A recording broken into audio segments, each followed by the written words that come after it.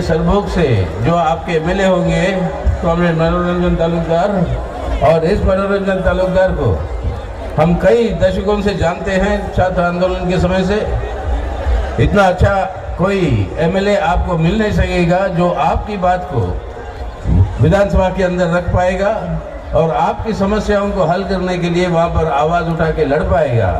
इसलिए हमारी आग्रह आप सबसे यही है कि इस बार महाजोट की तरफ से अपने मनोरंजन तालुकदार को बड़े से बड़े तादाद के साथ वोट डालकर उनको जितवाना ज़रूरी है, ताकि एक नया आसाम और एक बेहतर आसाम आपका बन सके।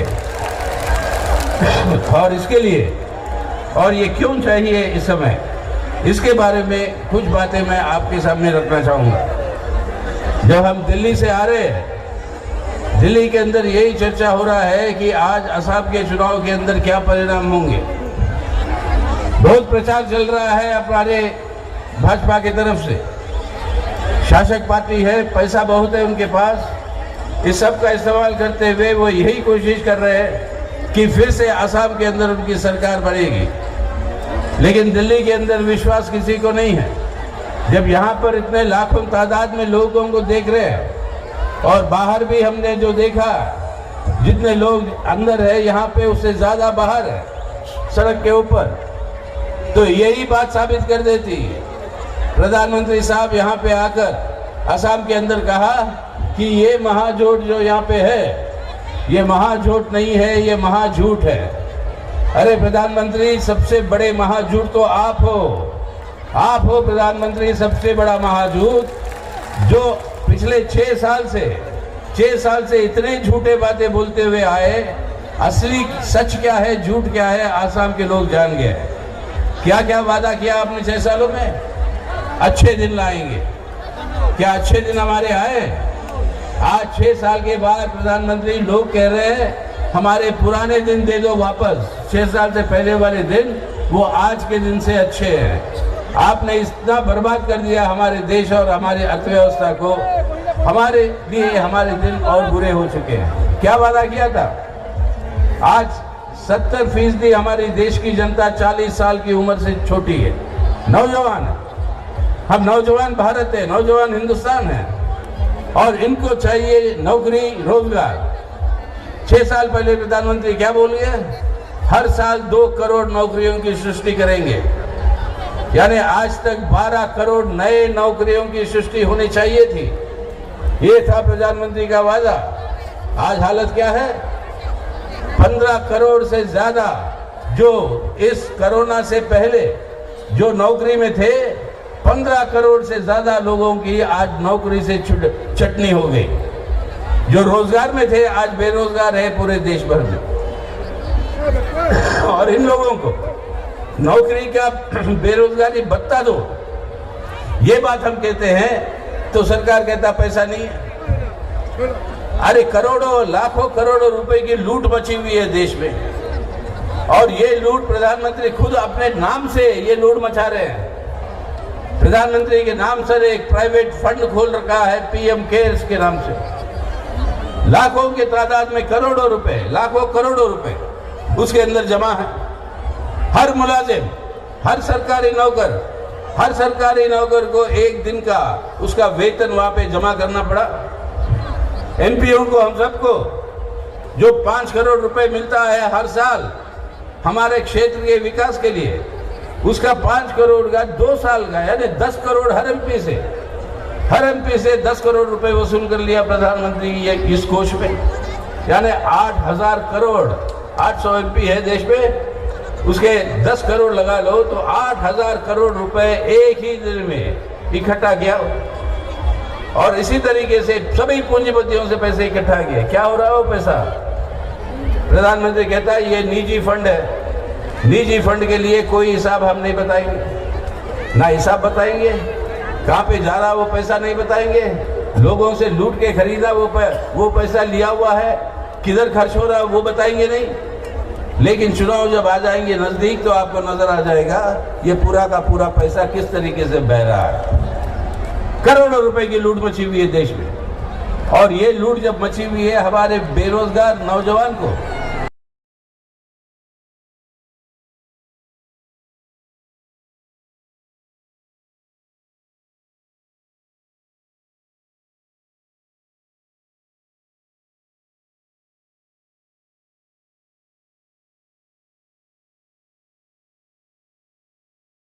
नौकरी दो वरना बेरोजगारी भत्ता दो, नहीं वो नहीं देंगे, लेकिन लूट तो मची हुई है। और क्या वादा किया था उन्होंने कि पूरा काला धन जो है,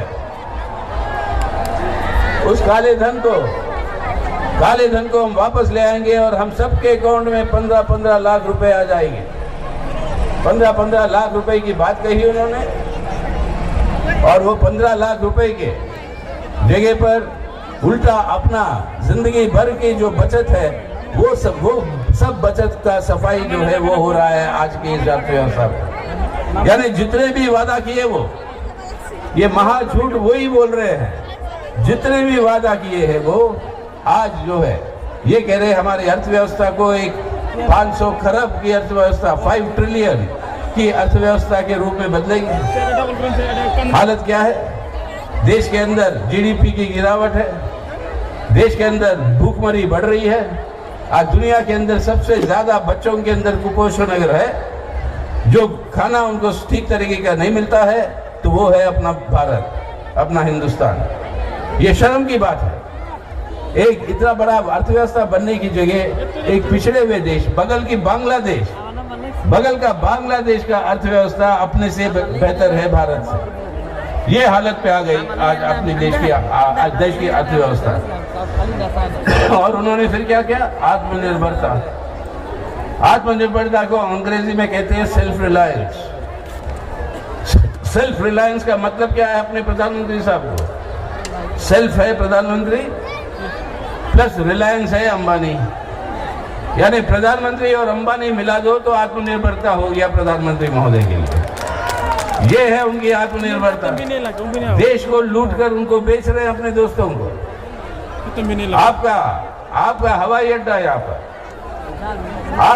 अड्डा यहाँ पर वो अदानी साहब को बेच दिया। आपके यहाँ पर चीनी के कारखाने वादा किया था कि उन सबको हम चालू करवाएंगे 5 साल पहले। आज वहाँ पर वो सब बंद है। आपके स्टेट के जो पब्लिक सेक्टर के जो यूनिट है सब बंद पड़े हैं और सब की नौकरियों की छटनी हुई है। और एक मिल के अंदर सुना है कि 83 लोगों की मौत भी हो चुकी है जो वहाँ पर काम कर रहे थे, वर्कर।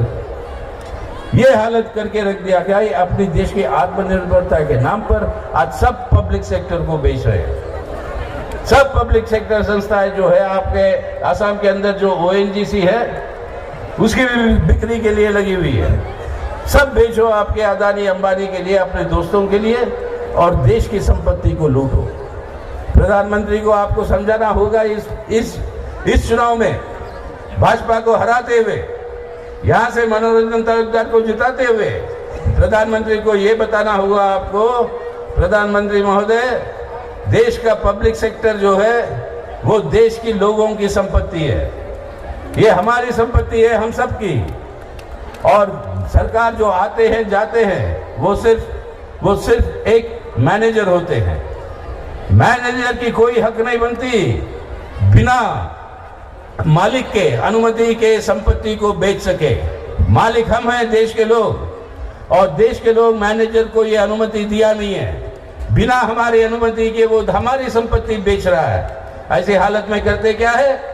उस मैनेजर को नौकरी से छुट्टी करते हैं, नया मैनेजर ले आते हैं, और वो होगा चुनावों के अंदर युद्ध सरकार की छुट्टी और महाजोट की ये सरकार आसाम के अंदर आना है।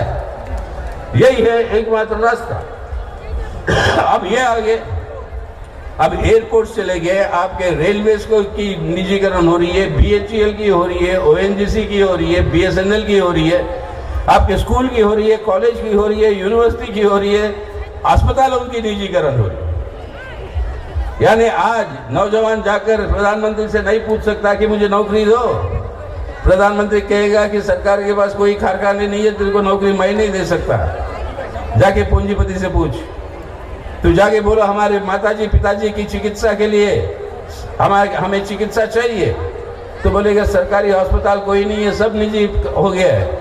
आप जो है निजी हॉस्पिटल में जाके आप भर्ती करवाइए। अगर पैसे हैं तो भर्ती करवाओ, पैसे नहीं है तो लाचारी में सब जो है हमारे ऊपर तकलीफें आएंगी। अब इस तरीके से बेटी पढ़ाओ बेटी बचाओ की बात है। आज इस 10-6 सालों में सबसे ज्यादा अत्याचार हमारे महिलाओं पर, हमारे बहनों पर, माओं पर हो रही है। और हमारे नौजवान महिलाओं को, खास तौर से दलित महिलाओं के ऊपर ये गैंग रेप और उनका मर्डर करके उन लोगों को जो दफनाया जा रहा है बिना परिवार की अनुमति के, सब बीजेपी के राज्यों में ये चल रहा है। इस तरीके की वातावरण पैदा किए। हमारी बेटी की इज्जत की बात छोड़ो, उसकी बेइज्जती नहीं, उसकी जान भी ली जा रही है। ये है हालत हमारे देश के अंदर औरतों की तरफ जो इस सरकार की रुझान है। नारे देते हैं बहुत, करते हैं काम सीधा उल्टा। और वही महात्मा गांधी जी ने एक बार कहा था इन लोगों के बारे में, नाम लेते हैं राम का, काम करते हैं रावण का। ये है उनका असली चरित्र। और इस असली चरित्र को हमें समझना है कि नफरत और हिंसा के आधार पर वो जो है हमारे समाज के अंदर बंटवारा करवाना चाहते हैं। आज कह दिया हमारे किसानों की आमदनी दुगुना करेंगे हम। 4 महीने से ज्यादा लाखों की तादाद में किसान आज भी घेरे हुए हैं हमारी राजधानी दिल्ली को। सभी नेशनल हाईवे बंद दिल्ली के लिए। 4 महीने हो गए। 300 से ज्यादा किसानों के जो है उनकी मौत हो चुकी है, वो शहीद हो चुके हैं इस संघर्ष में। किस लिए? ये जो कानून लिया है मोदी साहब, नया प्रधानमंत्री महोदय, जिस कानून के चलते हुए कृषि कानून हमारी पूरी की पूरी खेती की व्यवस्था निजी कॉर्पोरेटों के हाथ में, वही अंबानी अदानी के हाथ में सौंप रहे हैं। हमारे देश की किसानों की बर्बादी, यानी अपने देश का अन्नदाता जो आपको हमको सबको खिलाकर जिंदा रखता है, उस अन्नदाता को खत्म किया जा रहा है, ये कहते हुए कि हम आपकी तरक्की करवा रहे हैं। देश की जमीन गई, देश की खेती गई, देश का फसल गया और देश का किसान को मरवा दिया और कहते हो ये हमारी तरक्की है। जब ये किसान हमारा कह रहा है कि इस कानून को वापस लो और न्यूनतम दाम पर, मिनिमम सपोर्ट प्राइस पर हमारी जो किसान का जो उपलब्धि है, खेती है, उसको खरीदो, नहीं वो नहीं खरीदेंगे। लाचारी में किसान को बेचना होगा। आज लाखों की तादाद में हमारे किसान आत्महत्याएं कर रहे हैं। क्यों? कर्जे में डूबकर। उस कर्जे की राहत दो, उन कर्जे से राहत दो। तो मोदी साहब कहते नहीं इतना पैसा नहीं है, लेकिन राहत देते किसको? उसी के सरमाएदारों को, उन्हीं बड़े बड़े पूंजीपतियों को 8 लाख करोड़ रुपए, 8 लाख करोड़ रुपए के करीब उनके जो कर्जा है उसको माफी कर दिया प्रधानमंत्री ने। जो उसके अमीर मित्र है, जो बैंकों को लूटा है। और बैंकों के अंदर पैसा किसका है? आपका, मेरा पैसा जो हम जमा करते हैं बैंकों में अकाउंट, उस पैसे को लूट कर कई सारे लोग देश छोड़कर भाग भी गए। उन लोगों के लिए छूट देता, लेकिन अपना किसान जो अपना अन्नदाता है उसके लिए छूट नहीं। मजदूर के लिए जो भी थोड़ा बहुत रक्षा होती थी कानून उसके, उस कानून को रद्द कर दिया। अब ये सब करते हुए देश के अंदर आम लोगों की हालत को बर्बाद करना, यही है सबसे बड़ा महाझूठ। वादे कर दो और उसका उल्टा करो, देश को लूटो, लोगों को बर्बाद करो। ये है आपकी असली सच्चाई, ये है आपकी असली सच्चाई प्रधानमंत्री महोदय, ये समझ लीजिए। तो महाझूठ जो है खुद आप ही की तरफ से है, आप ही हो, और यही वादे करते आए और उसका उल्टा किया। लेकिन करते क्या है? तनाव पैदा करो, लोगों के बीच में तनाव पैदा करो। आज भाजपा की सरकार जितने है, यूपी है, मध्य प्रदेश है, गुजरात है, वहां पर नया कानून लिया है। क्या है कानून? लव जिहाद। अरे लव जिहाद होता क्या है?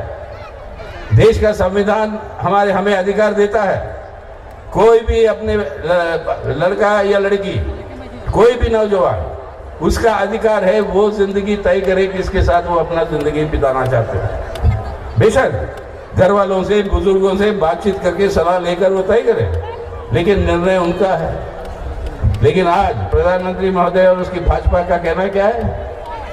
कौन लड़का किस लड़की के साथ शादी करेगा वो तय नहीं करेंगे, वो भाजपा और आरएसएस तय करेंगे कि कौन किसके साथ शादी कर सकता है।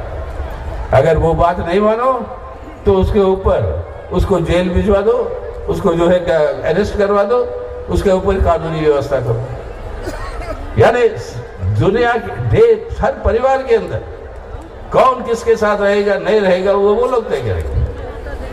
और इससे नफरत पैदा कर रहे हैं हिंदू और मुसलमानों के बीच में। अरे इसी नफरत के आधार पर तो जिंदा रहे इतने साल, इसी नफरत के आधार पर तो देश को बर्बाद कर रहे हैं।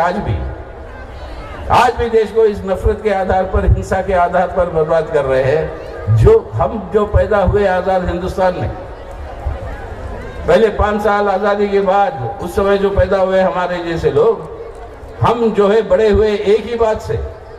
जब हम कहते हैं हमारा भारत महान, ये हम का मतलब क्या होता है? ये हम कौन है? हम कहते हम है, हम कौन है? हम हिंदू का ह और मुसलमान का म, ये दोनों जब मिलता है तभी हम बनता है, तभी भारत बनता है, तभी हिंदुस्तान बनता है। अगर ह और म को अलग करना चाहते हो प्रधानमंत्री महोदय, तो ये देश नहीं बचेगा।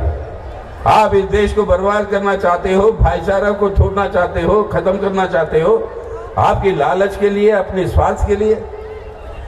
स्वार्थ के लिए एक भाई को दूसरे भाई से लड़ाना चाहते हो। तो इस तरीके की जो आपकी राजनीति है, इसके चलते हुए देश की बर्बादी के अलावा और कुछ नहीं। अब कुछ बात कहो तो यही सामाजिक ये घेरे डालने के लिए लिया दिए आपने सिटीजनशिप अमेंडमेंट एक्ट। उसकी क्या जरूरत थी? बिना सिटीजनशिप अमेंडमेंट एक्ट का भी कोई पड़ोसी देश से कोई भी मानवता के आधार पर या ह्यूमैनिटेरियन ग्राउंड्स के आधार पर वहां पे उनके ऊपर अत्याचार हो रहे, उसके चलते हुए वो अगर अपने देश के अंदर आ रहे हैं, उनको शरणार्थी बनाने की इजाजत तो कानून की जरूरत नहीं है। जो पहले है कानून, वो कानूनों से होता है काम। ये कानून क्यों लाया तुमने? क्योंकि मतभेद डालने, भेदभाव डालने, लोगों के अंदर फूट डालने, ये कानून ले आया। अब इस कानून के चलते हुए असम के अंदर आके एक बात कहते हैं कि कानून लागू नहीं होगी, बंगाल में जाकर कहते हैं कि कानून लागू होगी, आपके फिर जाते दक्षिण में जाकर केरला के अंदर बोलते हैं कि उसकी जिक्र ही नहीं करते हैं, क्योंकि वहां कर मुस्लिम आबादी है, उसको नाराज नहीं करना चाहते हैं। करे ये सिर्फ एक उनके अंदर हाथ में एक हथियार है कि लोगों के बीच में फूट डालो।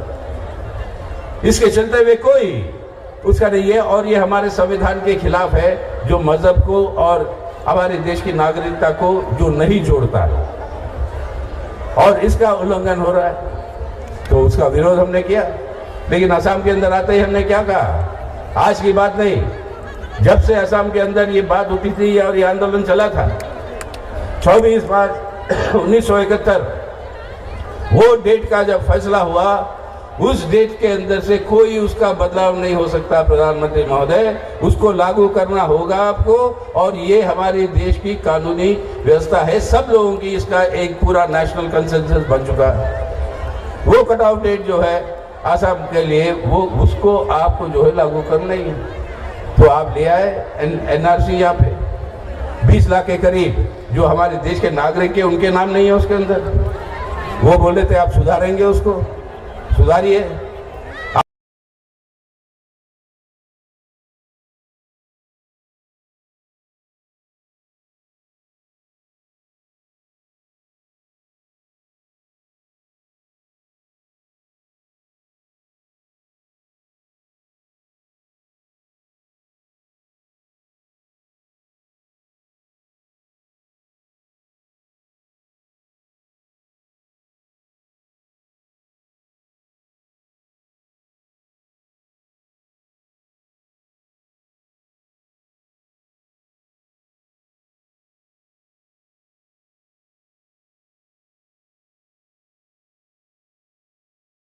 पैदा करके हमारे महिलाएं, दलित, हमारे आदिवासी, इनके ऊपर अत्याचार को बढ़ाते हुए अपनी मनमानी को, अपनी जनाधार को बढ़ाने की जो कोशिश कर रहे हैं, इससे देश का ही नुकसान नहीं, समाज को ही तोड़ने की बात है। तो इसलिए आज जो चाहिए आपके असम को, वो चाहिए विकास का, वो चाहिए शांति का, वो चाहिए भाईचारे का। और विकास, शांति और भाईचारा अगर चाहिए तो आज जरूरी है भाजपा को हराकर